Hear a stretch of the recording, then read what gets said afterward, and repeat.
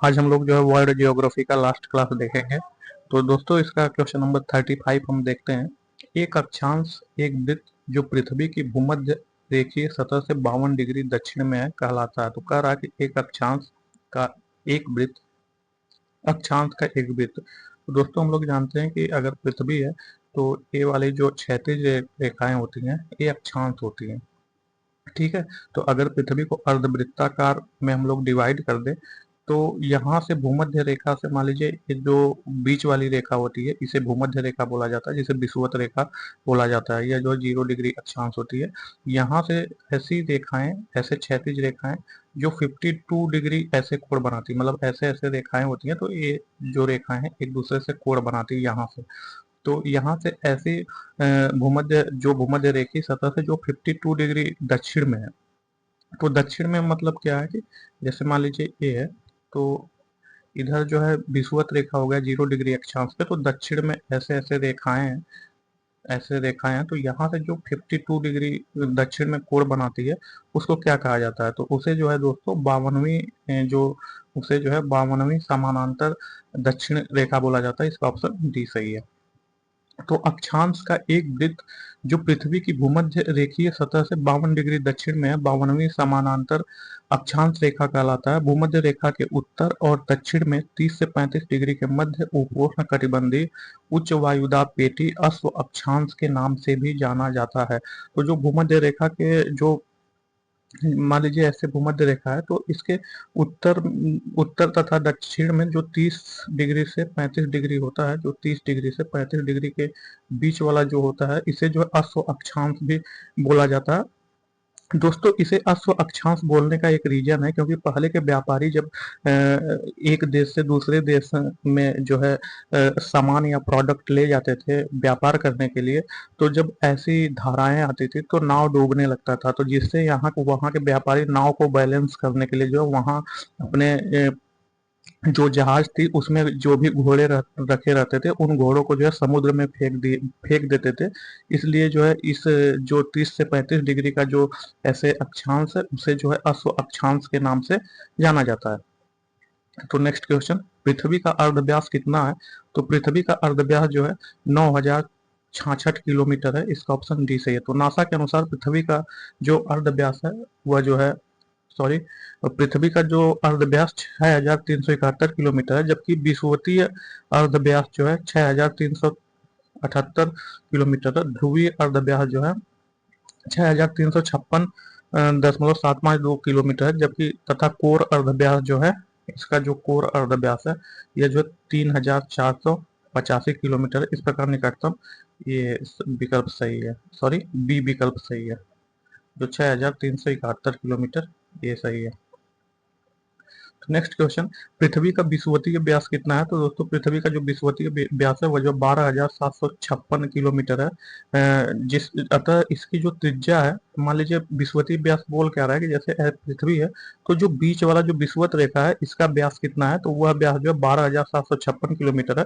तो इसका जो विषुवतीय त्रिज्या होगी वह इसकी आधा हो जाएगी, तो व्यास इतना है। जबकि ध्रुवीय व्यास जो है 12,713 किलोमीटर। अब बोलिए ध्रुवीय व्यास क्यों कम हो गया?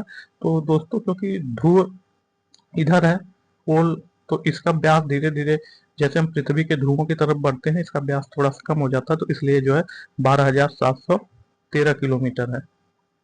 नेक्स्ट क्वेश्चन, एक घंटे के समयानांतर जो एक घंटे है, एक घंटे के समयानांतर में देशांतरीय दूरी कितनी होती है? तो दोस्तों अभी हम अक्षांश देखे थे, अब देशांतर रेखा क्या होती है कि जो पृथ्वी के पोलों से, जैसे उत्तरी ध्रुव से दक्षिणी ध्रुव को मिलाने वाली ऊर्ध्वाधर रेखाएं जैसे ऐसे होती हैं, ये ऊर्ध्वाधर रेखाएं जो है देशांतर रेखाएं कहलाती हैं। तो जब आप पूरब से पश्चिम तक जाएंगे तो एक देशांतर रेखा से दूसरी देशांतर रेखा की तरफ, जैसे आप इधर पूरब से पश्चिम जाएंगे तो जो है 15 जो है 4 मिनट बढ़ जाता है।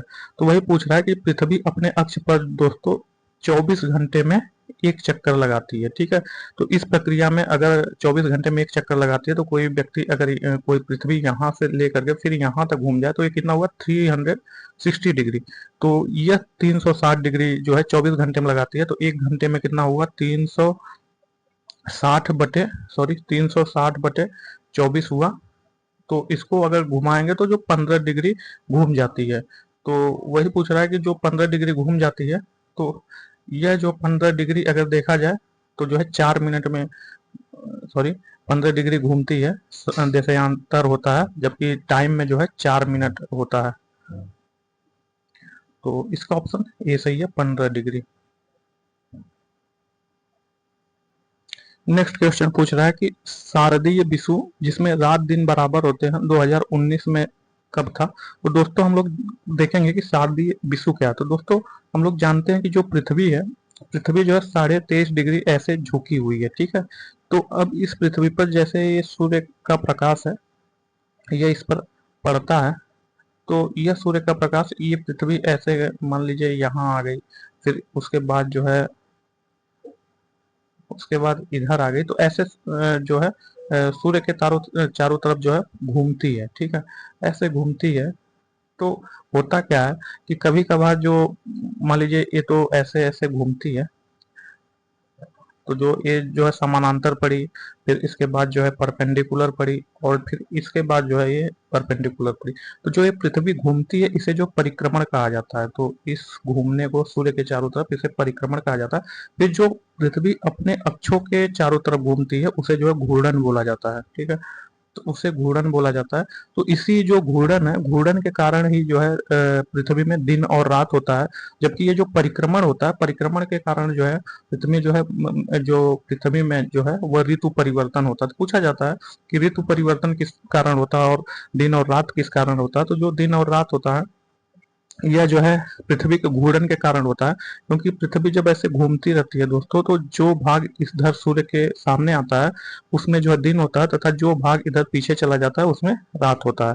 फिर और ये जो जो ऋतु परिवर्तन होता है, जैसे इसमें पूछ रहा है कि दिन और रात बराबर होता है, तो उसके लिए हम लोग समझते हैं कि जो दिन और रात बराबर होता है, तो मान लीजिए ये पृथ्वी है, तो इधर जो है बीच वाला जो 0 डिग्री अक्षांश है वह जो है भूमध्य रेखा है, वह विषुवत रेखा या भूमध्य रेखा है। फिर यह जो है कर्क रेखा है उत्तर की तरफ, और यह जो है दक्षिण की तरफ जो है मकर रेखा है, ठीक है। अब सूर्य जो है, अब सूर्य जब इधर रहता है, मतलब कि भूमध्य रेखा पर सूर्य की किरणें बराबर पड़ती रहती हैं, तो यहाँ जो है दिन और रात हमेशा बराबर होता है।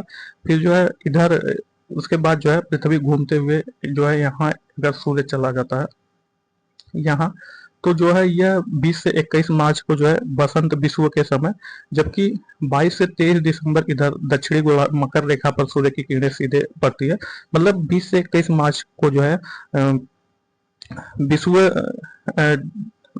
जो विषुव समय, जबकि 22 से 23 सितंबर को जो है शरद विषुव के समय दिन रात बराबर होते हैं। इसको हम लोग जब ज्योग्राफी पढ़ेंगे तो उसको बहुत विस्तार से पढ़ेंगे, क्योंकि अभी इसको हम समझाने लगेंगे तो बहुत टाइम हो जाएगा।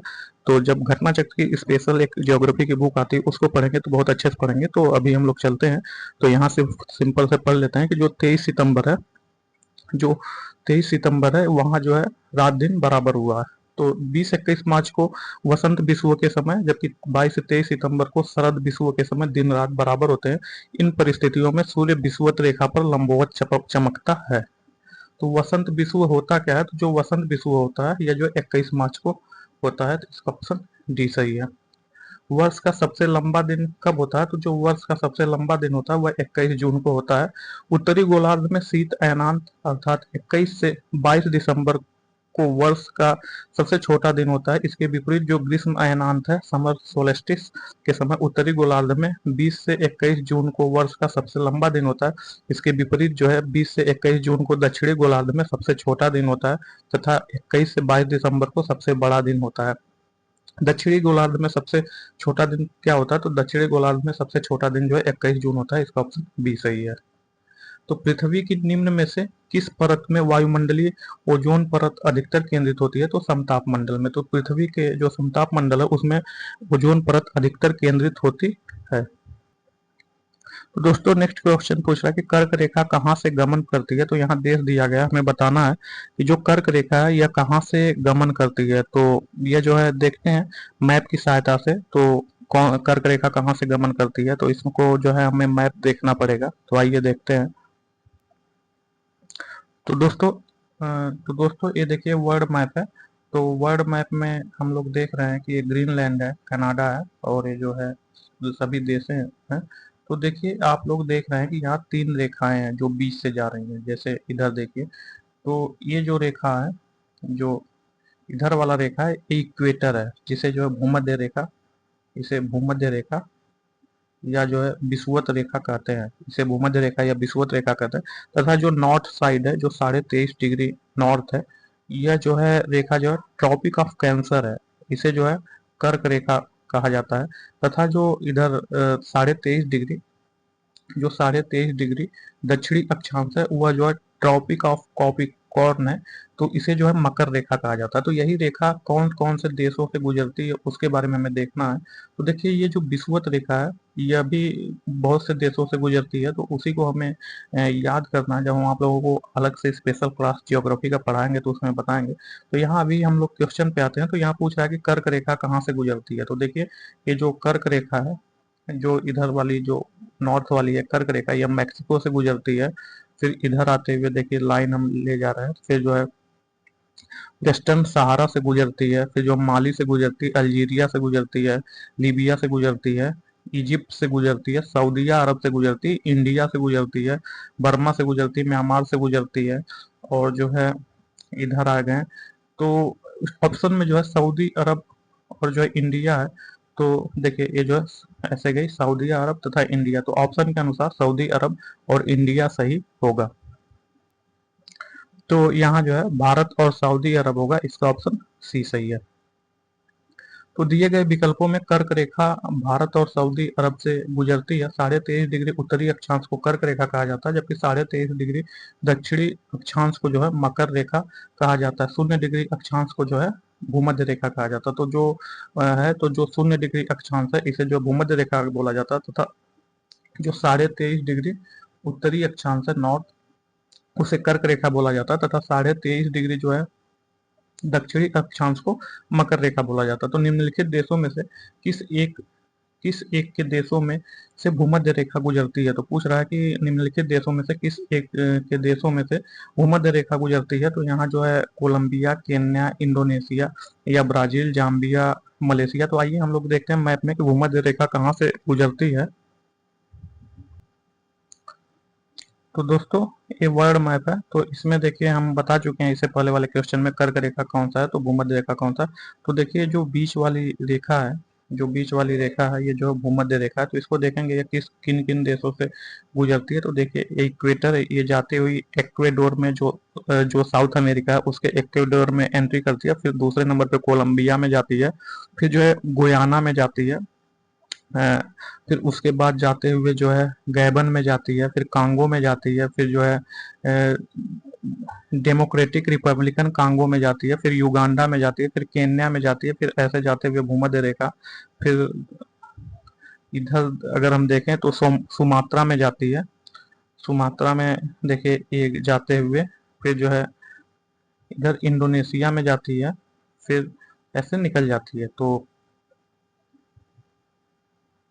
जो भूमध्य रेखा है वह जो है कोलंबिया, केन्या और इंडोनेशिया से गुजरती है। तो इसका ऑप्शन बी सही है। तो भूमध्य रेखा निम्नलिखित देशों में से होकर गुजरती है: Ecuador, Colombia, Brazil, Gabon, Congo गणराज्य जिसे कांगो रिपब्लिकन डेमोक्रेटिक बोलते हैं, कांगो लोकतांत्रिक गणराज्य, Uganda, Kenya, Somalia, Maldives, Indonesia, Kiribati, Sao Tome, Principe इत्यादि है। तो यूरेशियाई प्लेट एवं भारतीय प्लेट पर टकराव या सिकुड़न के परिणाम स्वरूप निर्मित लंबवत घाटियां को क्या बोलते हैं। तो दोस्तों हम लोग जो है एक महाद्वीपीय विस्थापन था जिसको जो है अल्फ्रेड वैगनर ने दिया था। तो महाद्वीपीय विस्थापन होता क्या है, इसको हम शॉर्ट में समझते हैं, फिर विस्तार से बाद में समझेंगे। तो दोस्तों जब अर्थ था, तो अर्थ में जो है एक स्थल भाग था, ठीक है। तो मान लीजिए ये स्थल भाग था, इसे जो है पैंजिया बोला जाता था, स्थल भाग को पैंजिया बोला जाता था। फिर उसके जो स्थल भाग के चारों तरफ जल था, पानी था, तो इस पानी को जो है पैंथालासा बोला जाता है, ठीक है। इसे जो है संपूर्ण जल को जो है पैंथालासा बोला जाता है। फिर हुआ क्या कि जैसे पृथ्वी में आंतरिक गतिविधियों के कारण ये जो प्लेटें हैं ये खिसकने लगे, ठीक है। तो प्लेटें खिसकने लगे तो एक खिसक करके ट्रांसफॉर्म हो गया। जो पैंजिया है यह जो है उत्तरी भाग में जो है उत्तरी भाग में जो है अंगारा लैंड, फिर इधर जो है गोंडवाना लैंड हो गया, फिर इससे जो है ये भी फिर इससे इधर खिसक करके 4 भागों में विभाजित हो गया, फिर ये इधर आ गया। तो ये जो प्लेट है यूरेशियन प्लेट है, ये भारतीय जो प्लेट है यह चलते चलते इधर की तरफ बहाव होने लगा। फिर उसके बाद जो मान लीजिए ये यूरेशियन प्लेट है, इससे जाकर के भारतीय प्लेट जब टकराई तो निर्मित जो है एक घाटियां बनी। जैसे दो प्लेटों के एक दूसरे से लड़ने से जो है जो घाटियां बनती हैं, टकराव बनती है, तो उसे क्या बोला जाता है? तो उसे दून्स बोला जाता था। इसका ऑप्शन डी सही है, दून्स।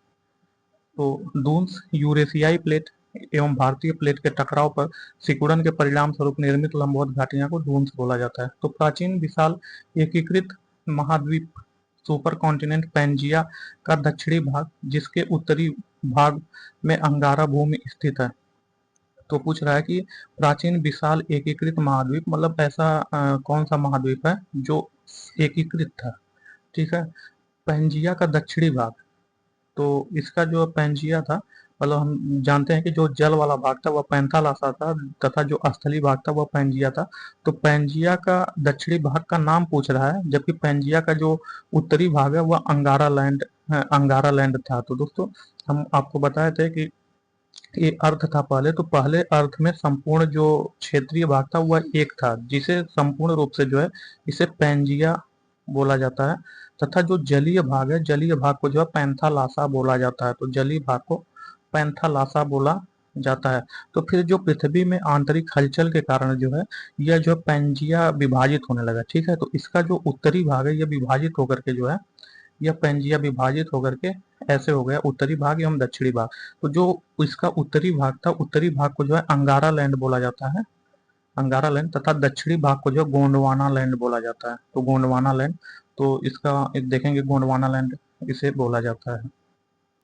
तो इसका ऑप्शन डी सही होगा, गोंडवाना लैंड। तो डी सही होगा, गोंडवाना लैंड। तो गोंडवाना भूमि विशाल एकीकृत महाद्वीप पैंजिया तथा दक्षिणी भाग है, जिसके उत्तरी भाग को अंगारा भूमि स्थित है। गोंडवाना लैंड भूभाग के विशाल क्षेत्र में प्रायद्वीपीय क्षेत्र भारत, ऑस्ट्रेलिया, मेडागास्कर, अफ्रीका, दक्षिण अमेरिका, अंटार्कटिका के क्षेत्र शामिल है। तो आप लोग समझ गए होंगे। एक बार फिर से मैं बता देना चाहता हूँ कि जैसे जब अर्थ का निर्माण हुआ तो संपूर्ण जो स्थलीय भाग है वह एक तरफ था, तथा जो संपूर्ण जलीय भाग था, जैसे जल वाला है, तो जो जलीय भाग था इसे जो है नाम दिया गया। तो जो जलीय भाग था उसे जो है पैंथालासा बोला जाता है, उसे क्या बोला जाता है? पैंथालासा।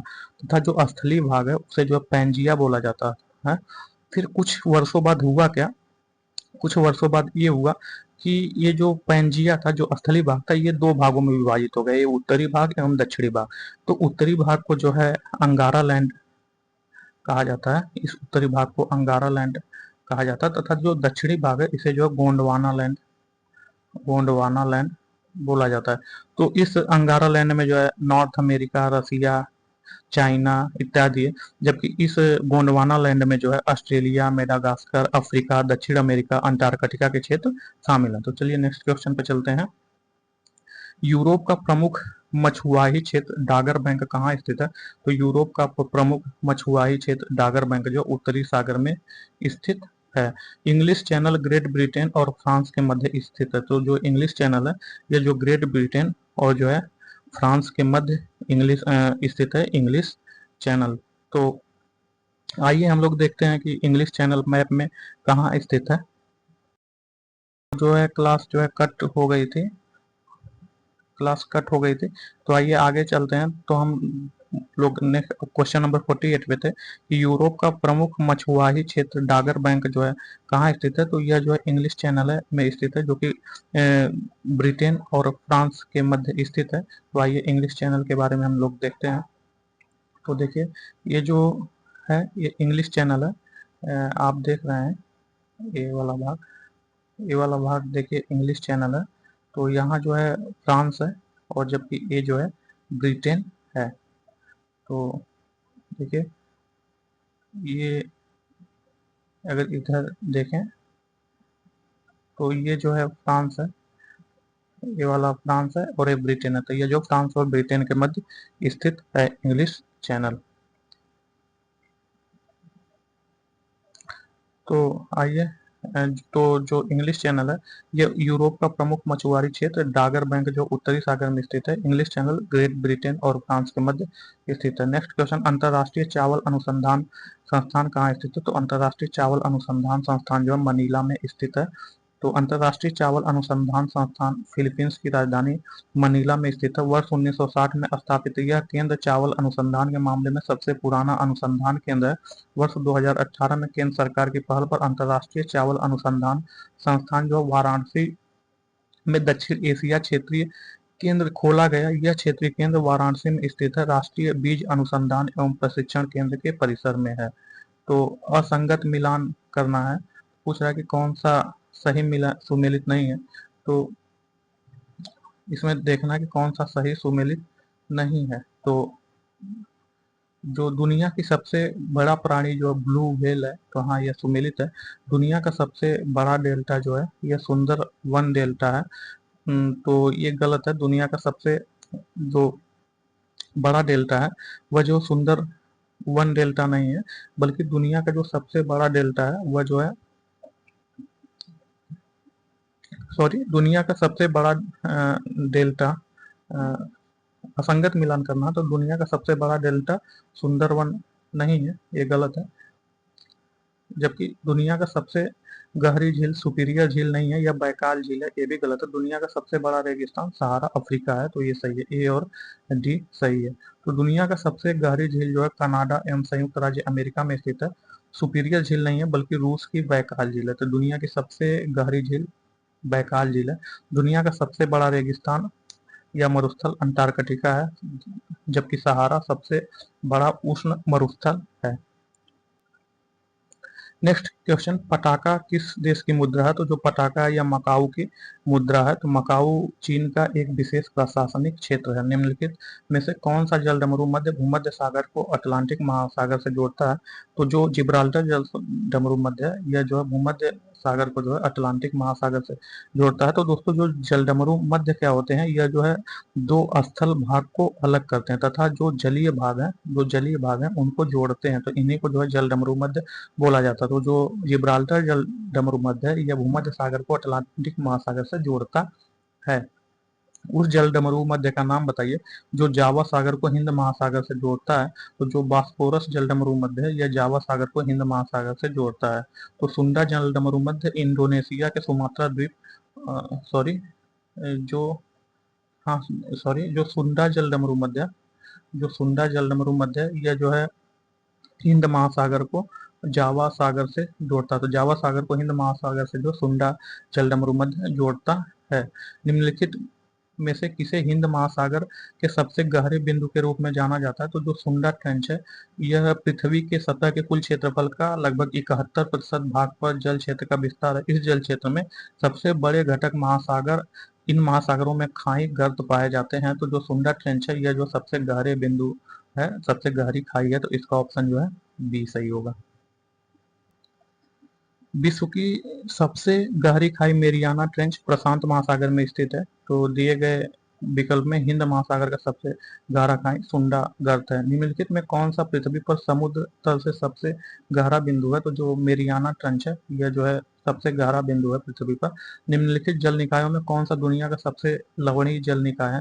तो जो गेटाले तालाब है, जो गेटाले तालाब है यह जो सबसे लवणीय जल निकाय है। तो संबंधित प्रश्नों में गेटाले तालाब दुनिया का सबसे लवणीय जल निकाय है। यह इथोपिया के डनाकिल डिप्रेशन में स्थित है। तो नेक्स्ट क्वेश्चन, लेक तुर्काना दुनिया की सबसे बड़ी रेगिस्तानी झील है। यह दुनिया के निम्नलिखित में से किस देश में स्थित है? तो यह जो केन्या में स्थित है। लेक तुर्काना केन्या में स्थित है। फिर प्रसिद्ध जावा ट्रेंच नामक सबसे गहरा स्थल किस महासागर में स्थित है? तो जो जावा ट्रेंच है यह जो हिंद महासागर में स्थित है। इस जावा ट्रेंच को जिसका वर्तमान नाम है सुंडा खाई या फरीका, यह हिंद महासागर में स्थित है। नेक्स्ट क्वेश्चन, दुनिया का सबसे ऊंचा ज्वार कहाँ पाया जाता है? दुनिया का सबसे ऊंचा ज्वार जो है कनाडा में पाया जाता है। तो मुख्य रूप से सूर्य और चंद्रमा के गुरुत्वाकर्षण के कारण दिन में एक या 2 बार समुद्र के स्तर में सर्वाधिक वृद्धि को ज्वार कहा जाता है। दुनिया में सबसे ऊंचा ज्वार जो है कनाडा में पाया जाता है। तो नेक्स्ट क्वेश्चन, बारिश की छायाएं तब बनती हैं जब हवाएं नमी के को ऊपर उठाने के लिए तेजी से बढ़ती हैं। जहां हवा ठंडी होती है और बारिश या बर्फ के रूप में अपनी नमी को वेग से नीचे गिराने के लिए संघनित होती है, इनमें से कौन सा वर्षा छाया प्रभाव नहीं बनाता है? तो जो भूमध्य सागर के तटीय क्षेत्र है, यह जो छाया प्रभाव नहीं बनाते हैं। इसका ऑप्शन सी सही है।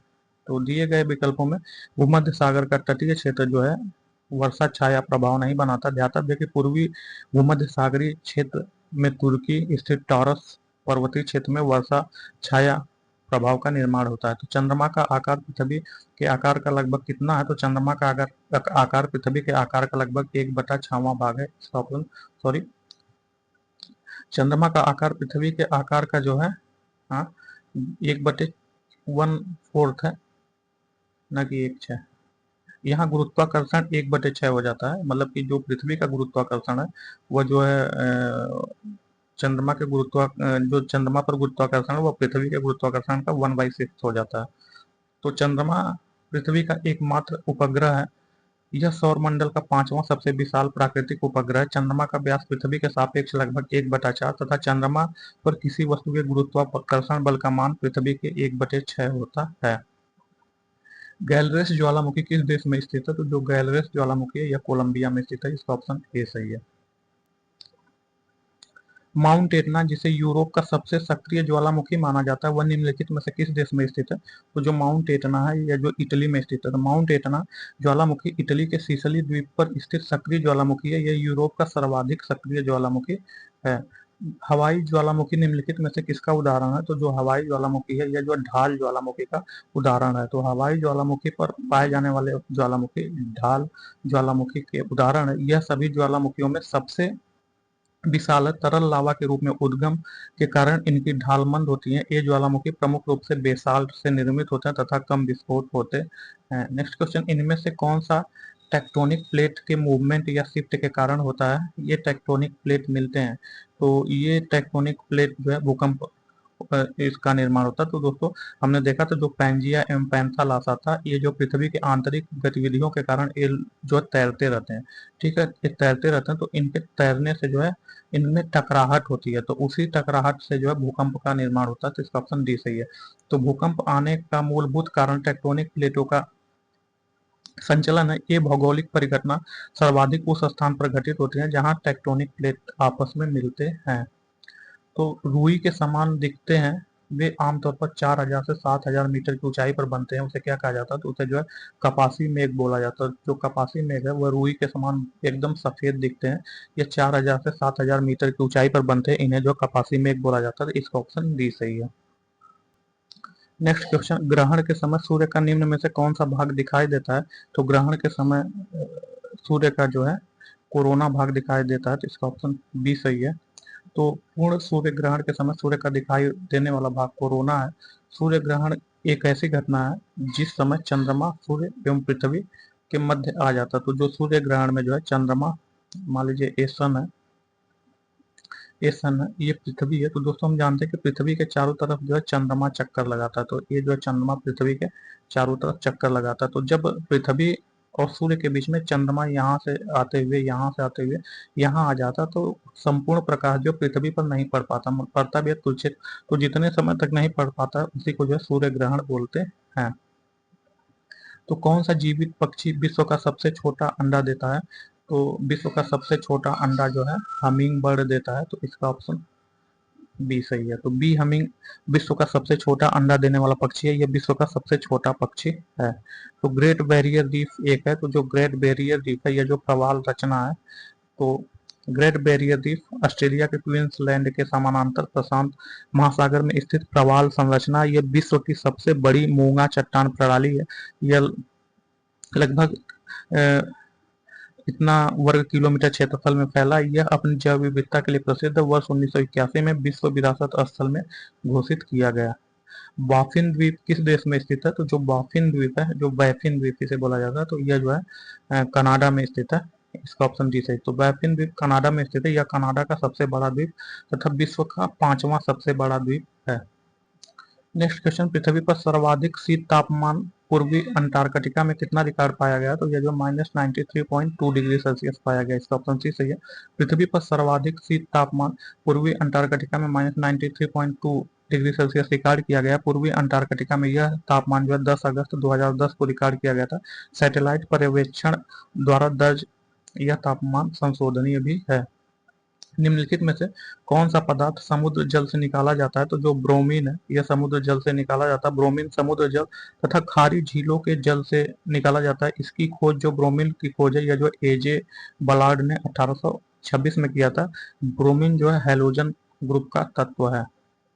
नेक्स्ट क्वेश्चन, निम्नलिखित में से कौन पृथ्वी का सबसे बड़ा अंतःस्थलीय जल निकाय है? तो जो कैस्पियन सागर है यह सबसे बड़ा अंतःस्थलीय, मतलब कि जो स्थल है, स्थल के बीच में जो जल होता है वही जो है सबसे बड़ा अंतःस्थलीय जल सागर जो कैस्पियन सागर है। तो कैस्पियन सागर पृथ्वी का सबसे बड़ा अंतःस्थलीय जल निकाय है। सुपीरियर झील जो है मीठे पानी की सबसे बड़ी झील है। मसाई जनजाति के लोग लंबे, बहुत गहरे भूरे रंग की त्वचा वाले होते हैं। ये ज्यादातर कहाँ पाए जाते हैं? तो ये ज्यादातर जो पूर्वी अफ्रीका में पाए जाते हैं। तो मसाई जनजाति के लोग जो पूर्वी अफ्रीका में पाए जाते हैं। मसाई जनजाति के लोग पूर्वी अफ्रीका के तंजानिया और केन्या में निवास करते हैं। इस जनजाति के लोग लंबे और गहरे भूरे रंग के त्वचा वाले होते हैं। तो नेक्स्ट जो है दोस्तों, भारतीय अर्थव्यवस्था, इसे हम आज ही अपलोड करेंगे शाम को। भारतीय अर्थव्यवस्था अब जल्दी जल्दी करेंगे क्योंकि एग्जाम आप लोगों का नजदीक है। Okay, thank you, bye.